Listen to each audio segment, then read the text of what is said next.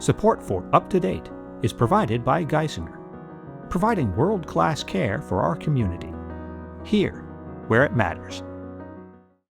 Hello and happy Friday. Welcome to Up to Date from WVIA News. I'm Sarah Scinto, here to catch you up before the weekend on all the news you should know about. The Lackawanna County Democratic Party may be heading for another court battle, and the State House passed 3 measures dealing with data centers this week. It's Friday, June 26th. Let's get you up to date.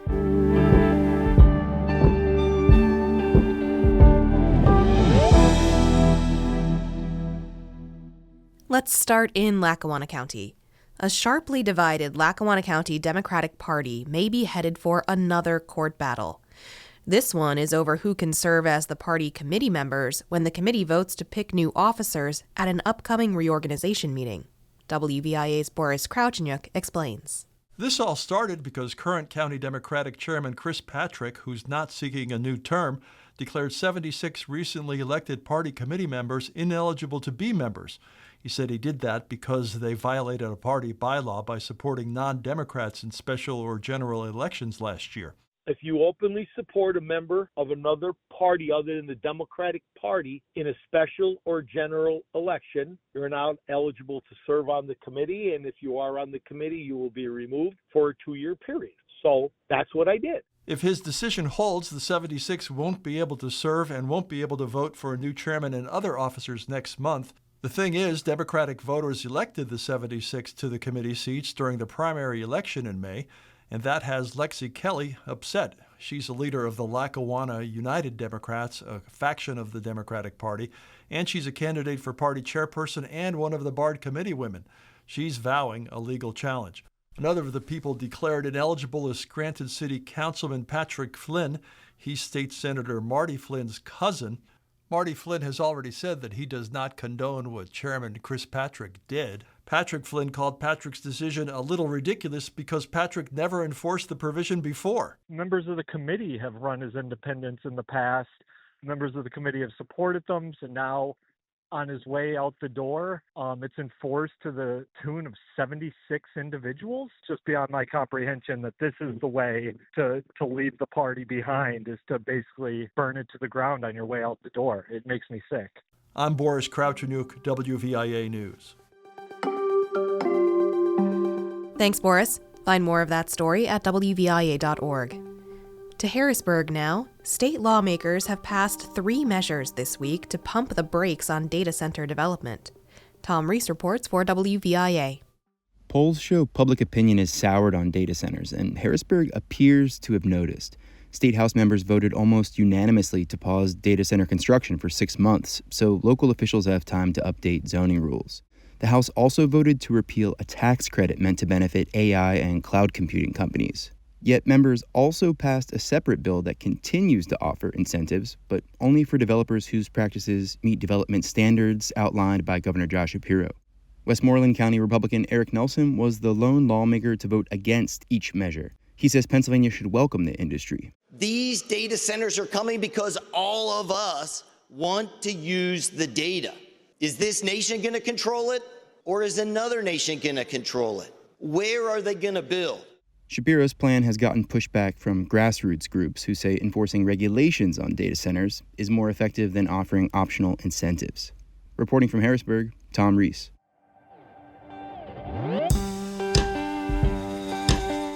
Thanks, Tom. Stay with us. There's more up to date after this break.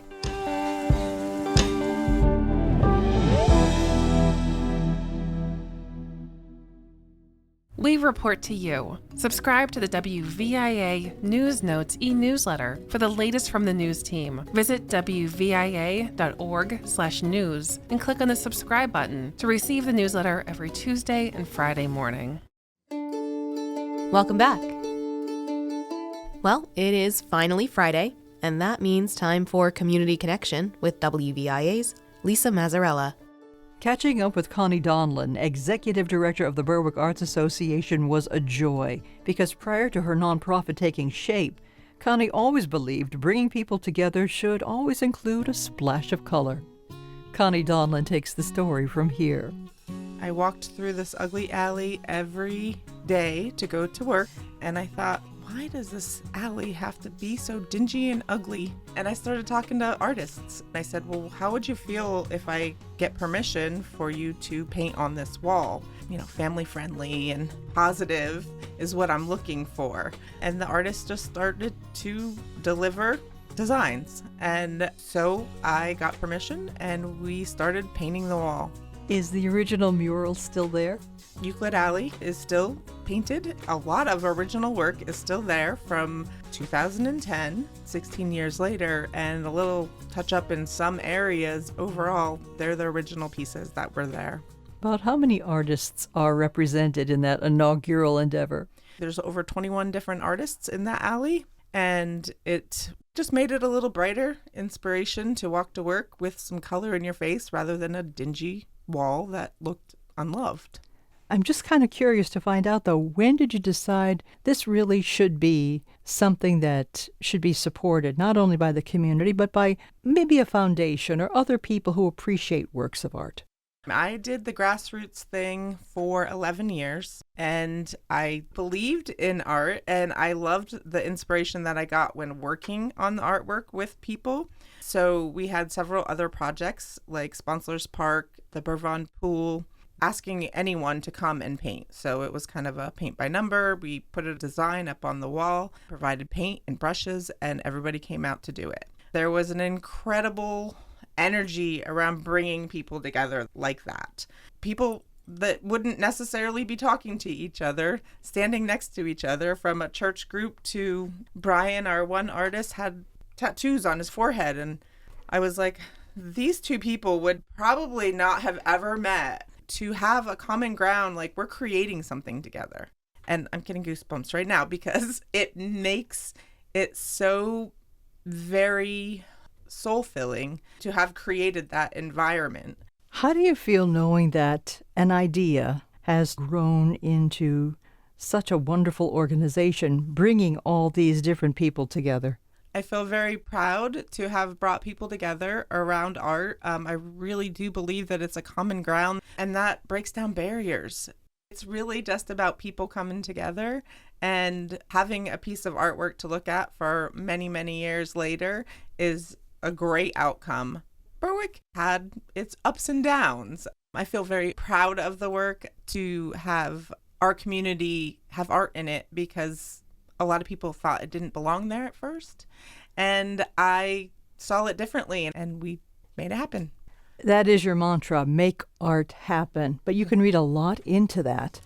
Make art happen was really for the simplicity of it. That is our goal, with our community coming together and making art happen in our town.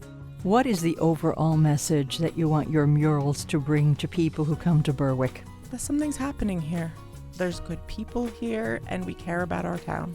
Special thanks to Connie Donlan, Executive Director of the Berwick Arts Association in Columbia County. There's more to this colorful story, and you can hear it online on our podcast at wvia.org/community. For WVIA's Community Connection, I'm Lisa Mazzarella. Thanks, Lisa. And one last thing for the week. We've got another Pennsylvania postcard from WVIA's Julie Sidoni. In honor of America 250, Pennsylvania postcards will focus on the people, places, and events that best commemorate this U.S. milestone and our Commonwealth's crucial role in it. Camp Security, according to historical records, is the last remaining undeveloped prisoner of war camp from the Revolution, one of only a handful to ever be built. Located near the city of York in Springettsbury Township, the camp was constructed in 1781 to house prisoners of war after the battles of Saratoga and Yorktown. It was in operation until 1783. Unlike other Revolutionary War sites that eventually saw modern development, Camp Security did not. More recently, archaeologists and researchers have been able to unearth quite a few artifacts they think came from that time. In addition to being a historic site, the Camp Security Preservation Area also now provides recreation for residents and visitors to enjoy. I'm Julie Sidoni. This is an America 250 Pennsylvania postcard from WVIA News.